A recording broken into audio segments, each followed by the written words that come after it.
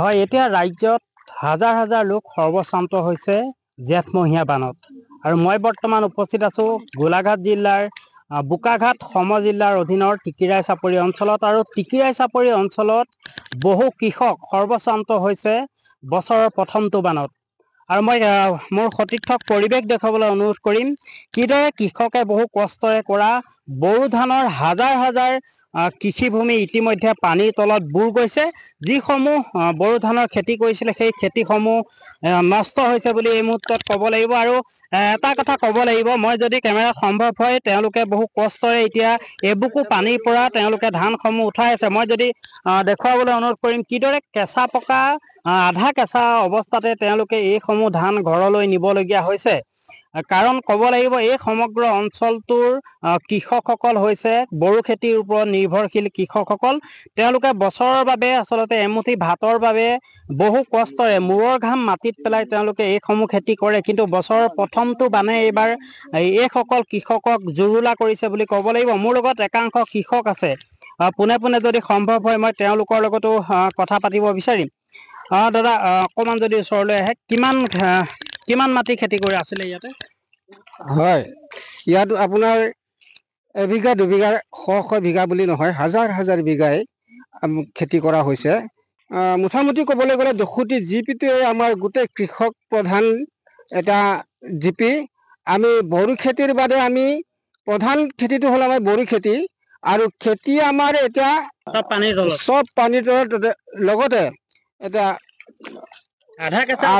আধা কেঁচা অৱস্থাত লগতে আপোনালোকে দেখিছে, সকলো দেখিছে যে আমি আধা কেঁচা অৱস্থাত আমি ধান এটা চপাব লগা হৈছে। পানীৰ তলৰ পৰা কাচি লগাই আপোনালোকৰ মানে গোটেই জীৱনটোৰ জীৱিকাৰ বাবে প্ৰকৃতিৰ লগত সংগ্ৰাম কৰি তেনেকৈ আমি ল'ৰা ছোৱালীক পঢ়িব পাৰি, ঠিক তেনেকৈ আমি এমুঠি অন্নৰ কাৰণে বানে আক্ৰান্ত জেগা থলীত হ'লেও আমি বুৰ মাৰি হ'লেও ধান চপাব লগা হৈছে। মোৰ লগত আৰু এজন দাদা আছে, মই যদি সম্ভৱ হয় তেওঁলোকৰ লগত কথা পাতিব বিচাৰিম।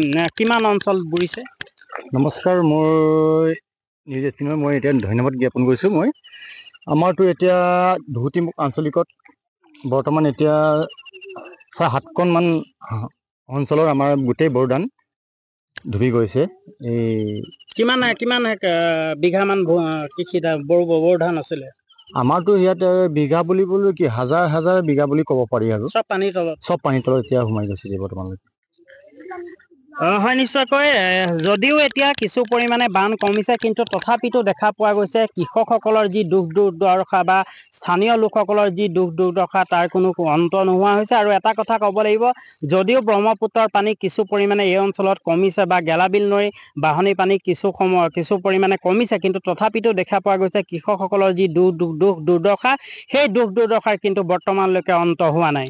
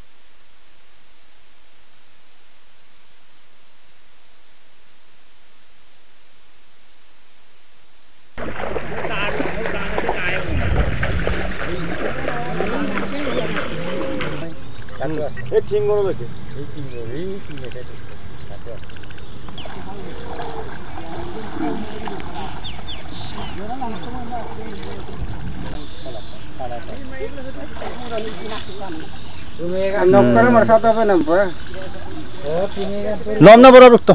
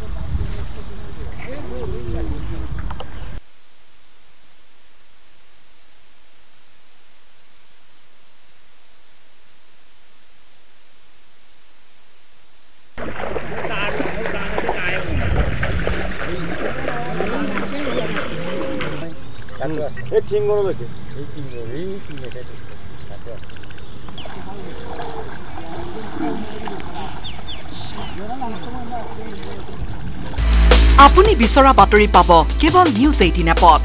নিউজ 18 এপ ডাউনলোড কৰিবলৈ স্ক্যান কৰক এই QR কোড। গুগল প্লে ষ্টৰতো পাব এই নিউজ 18 এপ।